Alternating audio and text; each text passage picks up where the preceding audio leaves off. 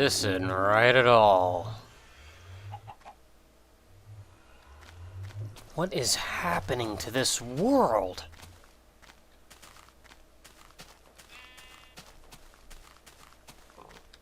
I can't even say this is dying. I don't know what's going on. Something is not right, though.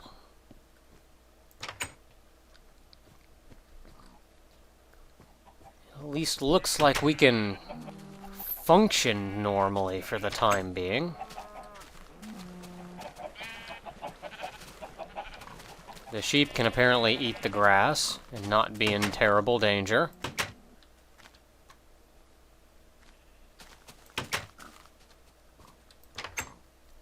Yeah, I guess it's not that bad.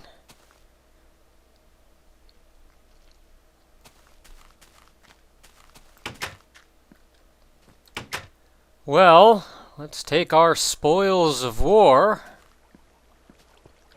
and put them away. This is probably a pretty good place to put them. Let's see here, what else did we get? We got some soul sand. Then we got just a lot of odd little riffraff items. Oh, and some nether brick fence.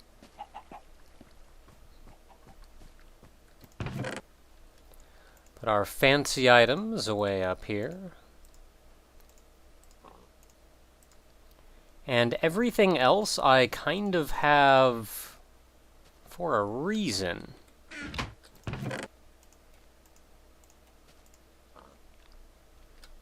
I have a crafting table.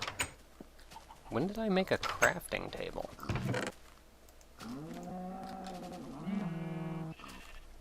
Yep.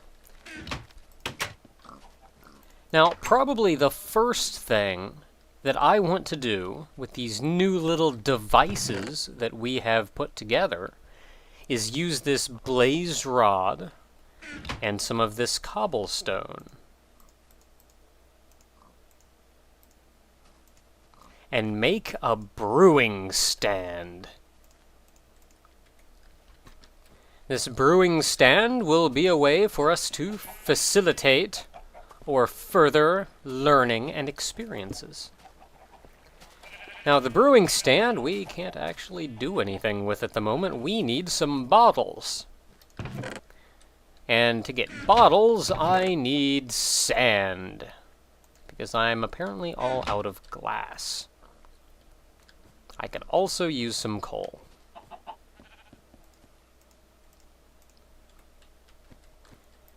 Now we take this glass and we can make some glass bottles. We need them to brew, you know. I thought I saw something dangerous out there. I guess they're not out quite yet. Well, it's nighttime. I'm sure they're somewhere. There we are. We can fill these up with water and go back down in the basement, and actually, we will want some of our nether wart for this.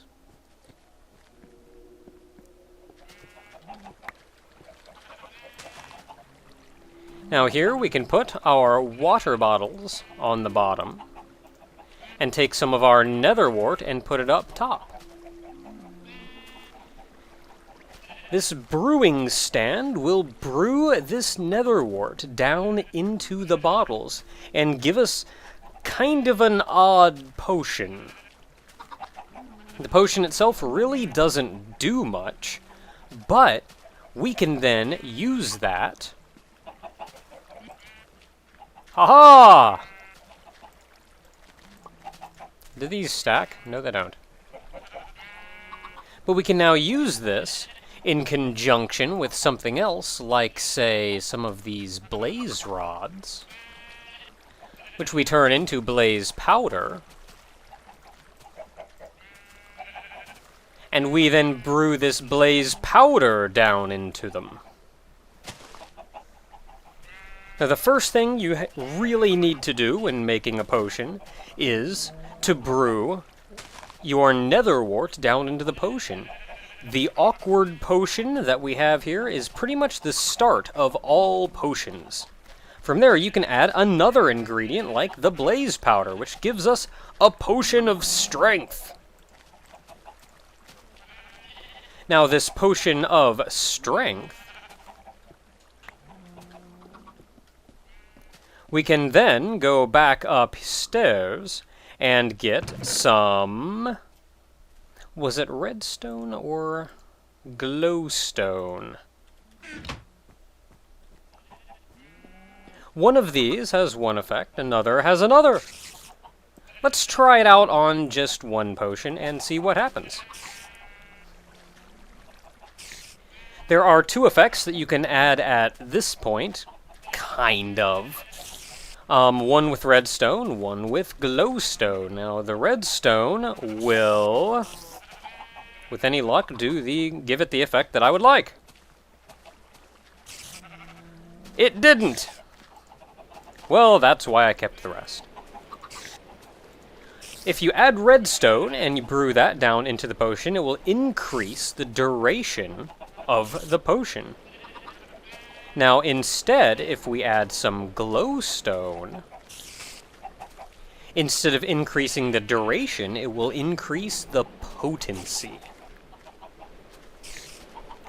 Now, at any given time, while brewing something, you can also add some of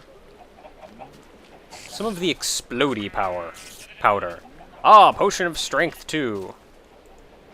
That's what I'm looking for. At any time, you can add some sulfur, or at least I'm pretty sure it's at any time.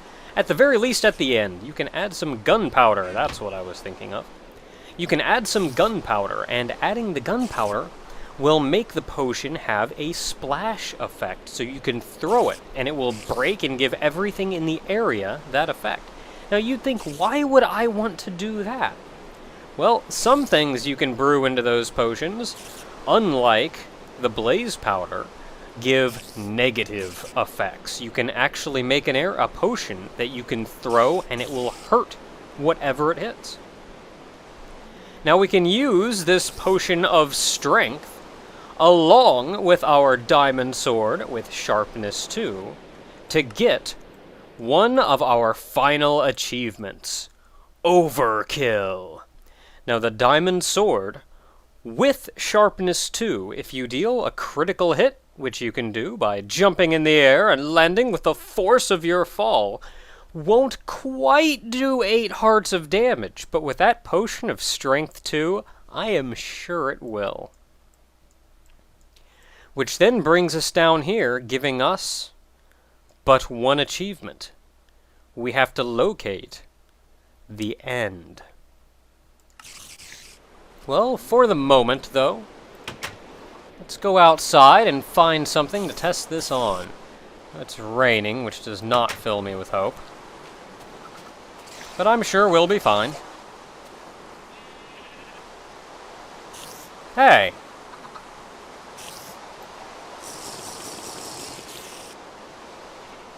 Hey, buddy.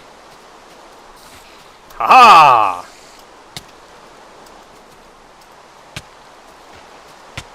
You know what? I'm just gonna straight up murder you. Heck with this. Do you know where I've been? Do you know what I've done?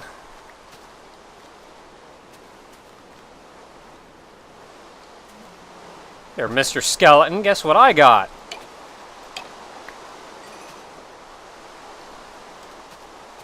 I notice the leaves don't even look right. It's like they're dying, but I don't know. It has kind of an odd, unnatural look to them.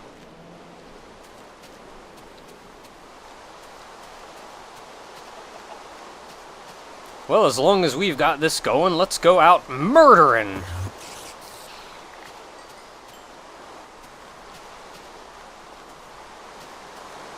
Well, the potion's worn off, and I didn't quite find what I was looking for. I am getting a mite hungry, though.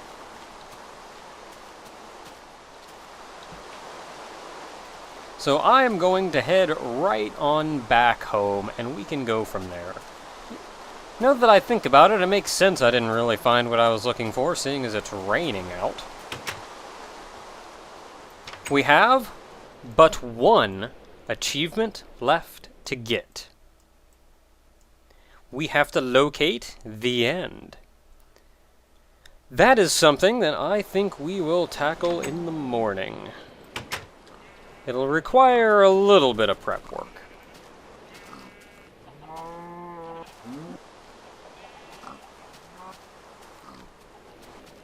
Ah, there we are, and the rain is subsiding. That should make our lives a little bit easier. Still have some more potions. I am a little bit hungry. Ah, there we are.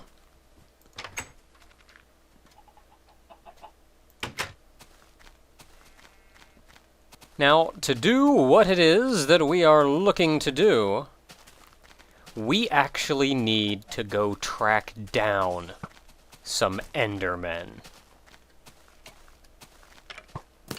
We've been all but avoiding them up until now, but that is something that simply cannot go on any longer.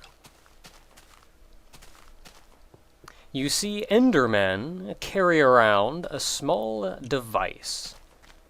Or I guess you could call it more of an ornament than a device. They carry around a pearl called an Ender Pearl. And if we have any intention of getting to the end, we're going to need a lot of them. I'm going to say we need potentially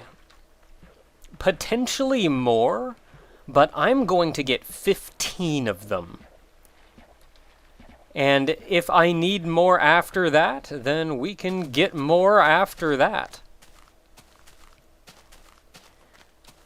Now, it is a little bit tricky tracking down Endermen consistently, and I've had a great deal of trouble doing so in the past. My plan, however, is that Endermen simply show up where other enemies show up. So what we need to do is go find a place that will have a whole lot of enemies. A whole lot of enemies in a place that we can see and pick out the Endermen specifically. We need to be able to do this for a rather large area, so we can't simply run around underground, and I'm sure we would find them underground, but doing so we would probably... Well, we don't see large enough groups of dudes. We need far more than that. What we need is the vast, open landscape of a desert. Now, it is quite a bit open out here. So finding the Endermen will mean we'll probably have to fight our way through any number of other foes. So I'm going to do something very similar to what I did when I was making our very large walkway. Our large monorail type area. Well, at least the cactus are still green. I'm going to make a bit of a path through the air. Something I can run along, and the only thing I will really have to worry about are the skeletons shooting at me, and anything that happens to show up while on top of the platform. That, then, will let me run around without too much difficulty until I see an Enderman. An Enderman. And once I can pick him out, I can simply hop down and deal a finishing blow. Now, turning is just going to cause me trouble, so I'm going to go as few blocks or I'm going to make as few turns as possible. I'm just going to go in a straight line. I will want to curve over that way at some point, probably here soon.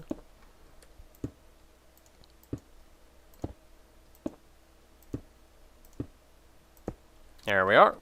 I should probably curve over that way now, but I'm also all out of cobblestone. I'm going to need a lot of cobblestone.